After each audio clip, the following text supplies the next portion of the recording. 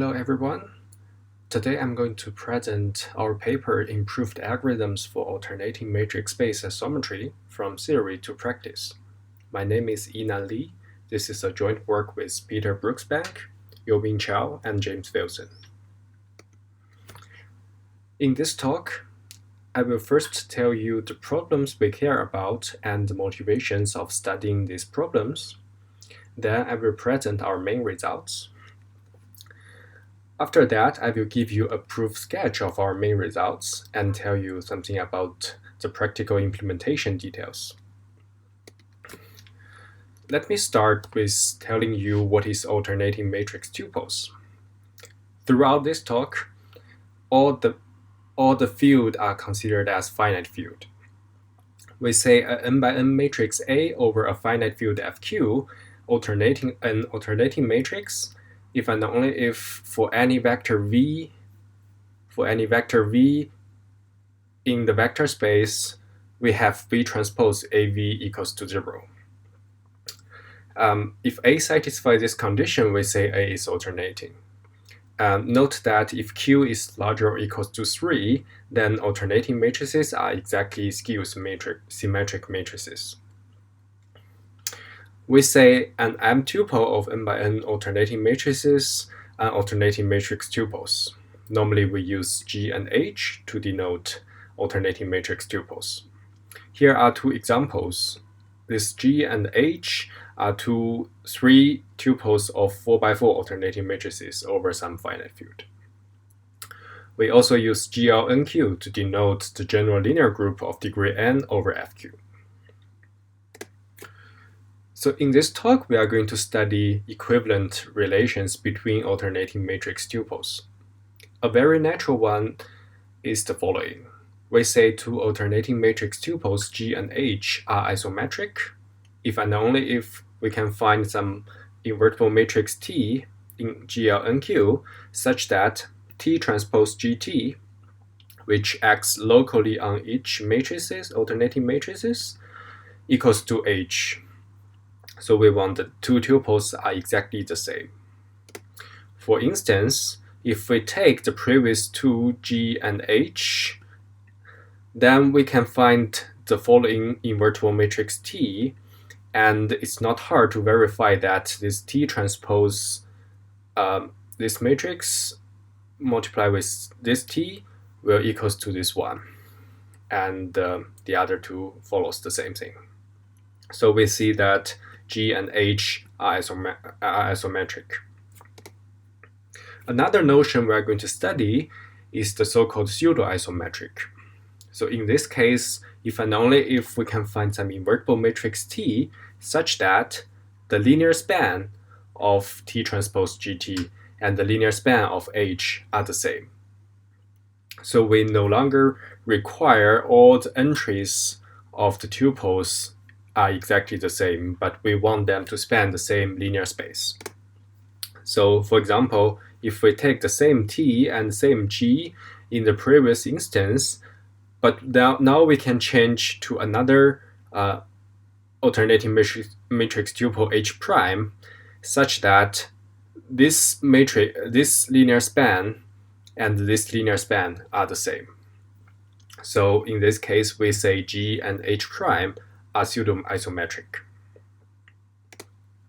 So in this talk, we are going to consider the following algorithmic problem, the so-called pseudo-isometry testing or isometry testing. So we are given explicitly the matrices in these two alternating matrix tuples G and H, and we want to determine whether G and H are pseudo-isometric or isometric. So now we are clear about the problems, but you may wonder why should we care about this pseudo-isometry testing. So let me tell you the main motivation of our work. So this problem has close relation with the group isomorphism problem. So this problem has a very long history, and it's very simple to express. So we are given two groups G and H of order n, and we want to decide whether these two groups are isomorphic or not. To remind you that two groups are isomorphic if and only if there exists a bijective map which maps the group elements of G to the group elements of H, such that the group multiplication is preserved by this bijective map. Since we are talking about algorithmic problem, it is worth to mention that how the groups are represented in the computational models. So here we are choosing a quite dense model. So we represent the groups as the Cayley table of the groups. So we are given all the elements of the group, and we also give the multiplication results of every two items. So this is a Cayley table of the Klein 4 group. And if we have a group of order n, then this table basically takes n squared place to store the whole Cayley table. And the reason we consider this rather dense model, computational model, is even in this case, the group isomorphism have a polynomial time reduction to the celebrated graph isomorphism problem. So you can think of the group isomorphism problem as a special instance of graph isomorphism. And essentially, this problem is slightly easier than the graph isomorphism because it admits a n to the log n plus 01 time brute force algorithm. You essentially just enumerate all possible generating sets of groups, and then you try to match the generating sets. So note that this time complexity is already quasi-polynomial in the input size n. And note that for graph isomorphism, the brute force algorithm already takes time n factorial. So you can see that this brute force algorithm for group iso is already easier than the brute force algorithm for graph iso. But for group iso, it's kind of embarrassing that the brute force algorithm has not been barely improved for a long time. So for some special families of groups, for example, abelian groups, there exists linear time algorithm, for example, by Kavitha in 2007. But the worst case time complexity has been barely improved from the brute force algorithm for class 2 groups of exponent P. This is basically the next natural group class beyond abelian groups. And this group class is the believed hard instance for group isomorphism. And the reason we care about the pseudo-isometry testing is the closed connection between pseudo-isometry testing and the isomorphisms of class 2 groups of exponent P. This was observed by Bayer in 1938.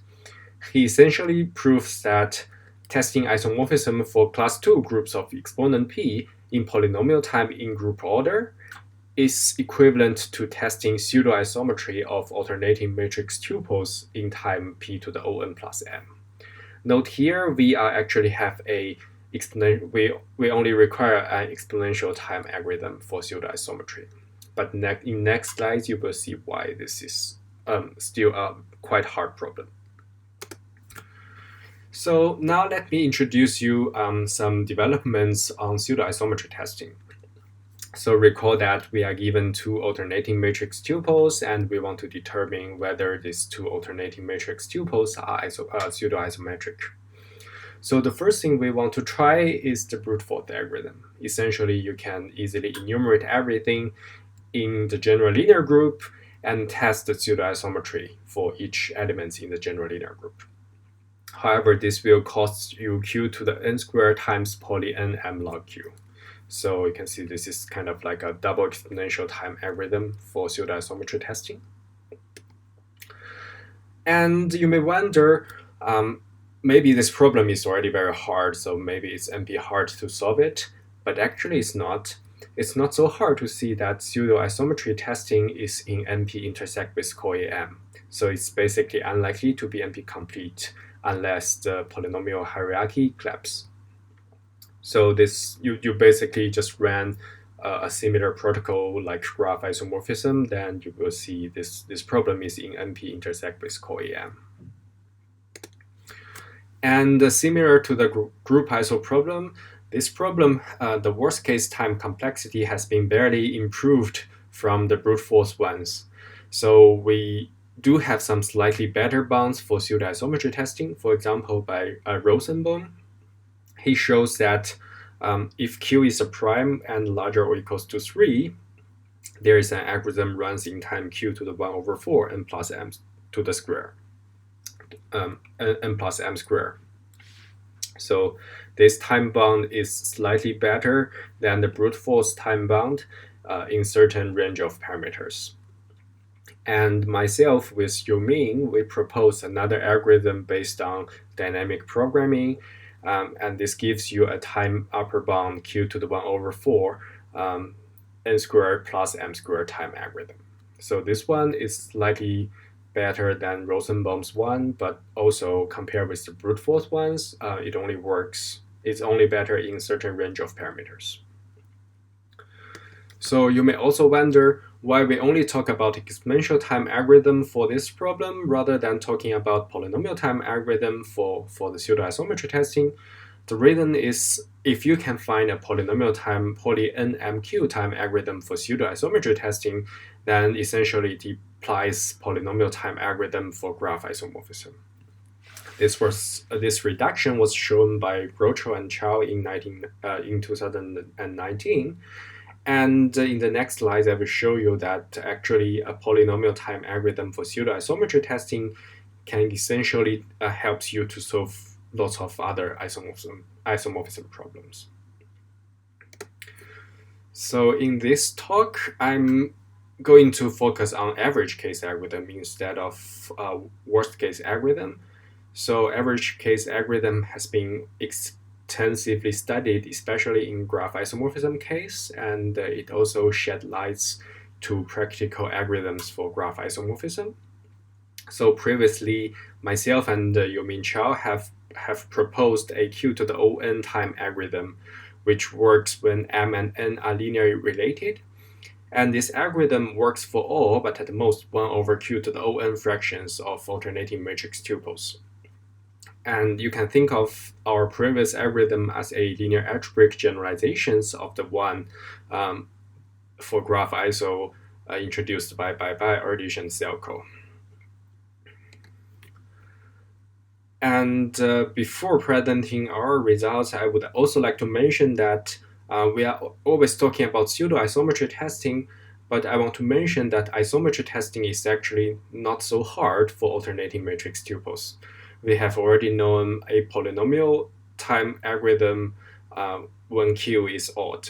So this was kind of proved by combined by two papers. The first one is by our other two authors, Brooksbank and Wilson in 2012. Another one is by Ivanush and Youming in 2018. Let me mention that this problem has been received quite good attractions by people in many areas of theoretical computer science. So this pseudo-isometry testing problem has been served as a new candidate for group action-based crypto. It has been believed to be also post-quantum secure, and it has been used for constructing efficient pseudo-random functions and signature protocols.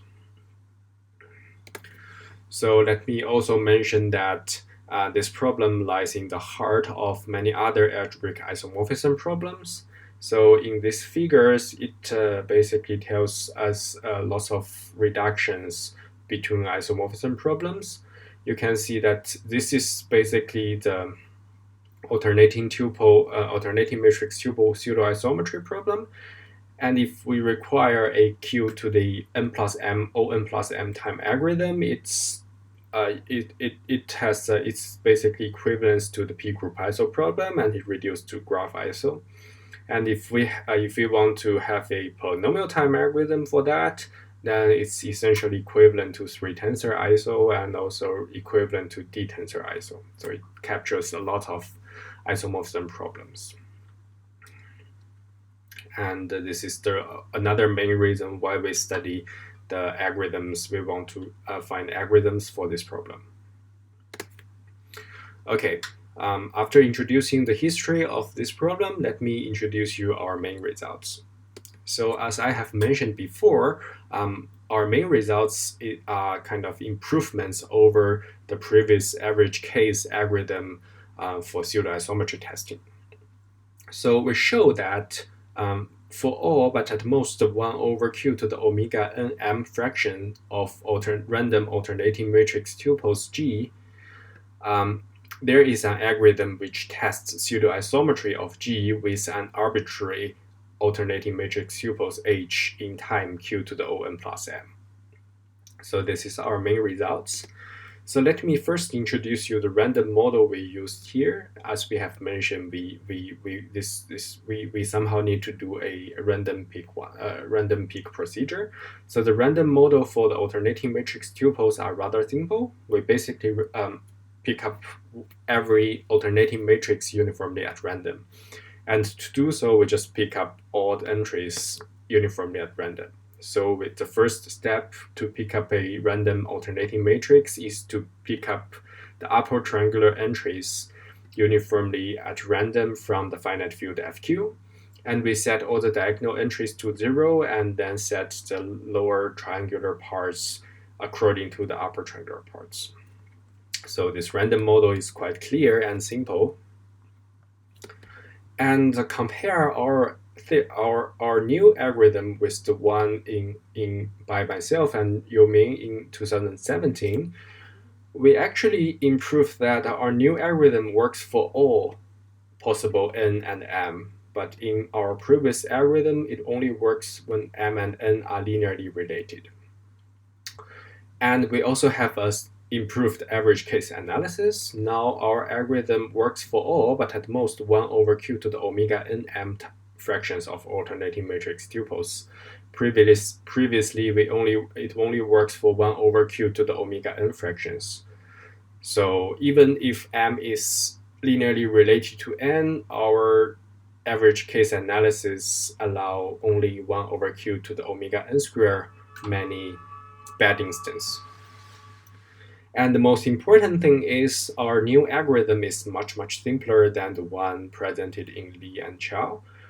And thanks to that, we can practically implement this algorithm using Magma. And you can find this algorithm in this GitHub repository. It was maintained by the other two authors, Peter and James, together with Josh McLeone. So now let me tell you the proof sketch of our main theorem and some implementation details. So the main idea behind our algorithm is to individualize alternating matrix tuples. Think about the following situation. Assuming that we have a pseudo-isometric alternating matrix tuples G and H, and T is a pseudo-isometry between them, then for every number C between from 1 to m, this invertible matrix T is an isometry from G1 to GC to some H1 prime to HC prime. And this H1 prime to HC prime is in the linear span of the alternating matrix tuple H. So with this, we can obtain the following pseudo-isometry testing algorithm. So to test pseudo-isometry, what we can do is to first fix the image of G1 to GC. So we pick up C alternating matrices H1 prime to HC prime from the linear span of H, and we kind of force G1 to be mapped to H1 prime and GC mapped to HC prime. So the crucial part is if this tuple and this tuple are not pseudo-isometric, then we know that such T cannot exist, and we basically abandon these tuples and change another one. But once we have a isometric tuple from G1 to GC to H1 prime to HC prime, we can remember that isometry testing is easy, so we can identify the isometry T such that this is an isometry between G1 to GC to H1 prime to HC prime, and then we check if such an isometry T is also a pseudo-isometry between G and H. And this is not so hard. You can just try to solve it by solving linear equations, and this is quite efficient um, in our case. So let me give you a sketch of a simplified main algorithm of our results. So the bad part of the simplified algorithm is it works for all n and m, but it only works for odd q because we are going to use isometry testing as a subroutine, and we can only got a slightly weaker average case analysis. But it's not very hard to generalize to our main theorem. And the good side of the simplified algorithm is first it's simple enough, and also it's easy to implement. And this is actually the algorithm we implement in Magma. So recall that we have mentioned that isometry testing is easy. It can be done in polynomial time in n, m, and q when q is odd. And the result is a coset representative and a set of generators, which means you can efficiently store them, and you can also enumerate everything here from this representatives. So our pseudo-isometry testing for odd q is the following. We take the input of two alternating matrix tuples. We also take a constant c, which will be chosen like something like 21 or 25. The first step is we are going to enumerate all possible C tuples from this alternating matrix space, and for each C tuple HC, we invoke this isometry testing algorithm to test isometry with the first C matrices GC from G1 to GC, and if they are not isometric, we just abandon it.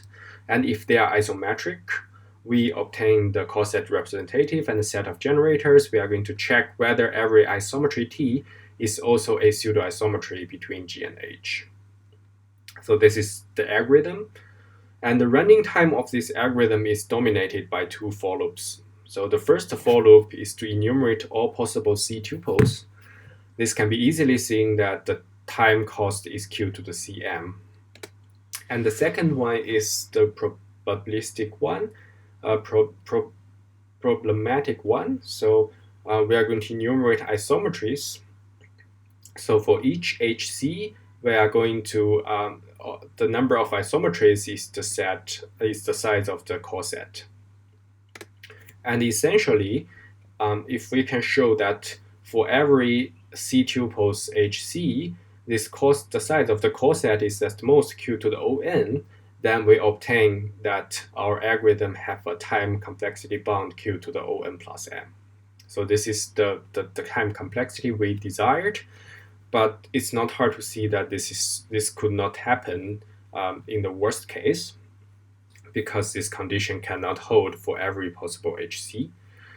But what we can show is that if we pick up GC uniformly at random from the random model we introduced before, this condition always holds. And we can also estimate the probability of this property being failed.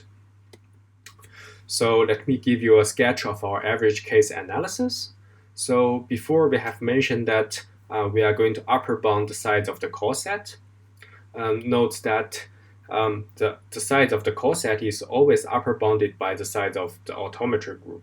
We only need to estimate the number of invertible matrix T such that T transpose GCT equals to GC. And the claim we are going to make is for a uniformly random picked alternating matrix tuple G, with high probability we can upper bound the autometry group of GC by q to the on. And to prove this claim, we are going to introduce the so-called stable alternating matrix tuple. This stable concept comes from geometric invariant theory, and essentially we say a alternating matrix tuple is stable if for every non-trivial subspace, which means it's not the empty subspace and it's not the full space. For every non-trivial subspace U of fq to the n, we have the dimension of GC acting on U, which is a subspace of FQ to the N spanned by G1U to GCU by the vectors in G1U to GCU. And we want this dimension is larger than dimension of U. So if a matrix tuple satisfies this condition, then we say it's stable. And by a previous result in our paper, we show that if GC is stable, this would imply the autometry group of GC is at most, the size of the autometry group is at most Q to the N. And what we prove in this paper is we show that for C, for a constant C which is larger or equals to 20, then with probability 1 minus 1 over Q to the omega N, a randomly picked GC, it will be stable. Thus, it will satisfy that autometry group of GC, the size is upper bounded by Q to the N, which concludes the average case analysis. So in the last part, I will tell you some practical implementation. So because we are implementing this algorithm in Magma, we really need to modify our algorithm since the tolerable enumeration in Magma in a laptop is 5 to the 10th. So as you have seen that in our average case algorithm, we normally require C to be larger or equals to 20. So we cannot really afford such large enumerations. So the first step of our algorithm will not work. So the solution is we don't really need to pick 20 alternating matrix tuples to individualize. We actually only need to pick C equals to 3. And this is normally sufficient in practice. And we believe our average case algorithm can also be improved to make C equals to 3, but we are too lazy to do that. So if we set C equals to 3, we can already set up some very small instance to run. And to further allow larger instances, we are going to reduce enumeration cost by choosing we only enumerate all possible low-rank matrices. And here are some unproved propositions. So we observe that when Q is small, the number of low-rank matrices in a random alternating tuple is expected to be much smaller than Q to the M and no less than 3. So in this case, enumerating low-rank matrices is enough is somewhat enough to make the algorithm work. And with these modifications, we implement our algorithm and did the following experiments. So we are going to compare our algorithm with the default brute force ones. And we do 2 types of experiments. The first one is we randomly generate 2 alternating matrix tuples G and H in this space, and we test the pseudo-isometry between them. So with high probability, these 2 alternating matrix tuples are pseudo-isometric. And another experiment is we pick up 1 alternating matrix tuples and 1 invertible matrices and test the pseudo-isometry between G and T transpose GT. And in this case, we know they are pseudo-isometric for sure. And the results is kind of not surprising because for this kind of large instance, the brute force algorithm cannot even complete because we are going to enumerate, the enumeration cost is 3 to the 25th. So it's much larger than 5 to the 10. And unsurprisingly, our modified algorithm works quite well. It almost always complete with the correct answer in 2 minutes. So this kind of shows the advantage of our average case, our algorithm with average case and with a rigorous average case analysis.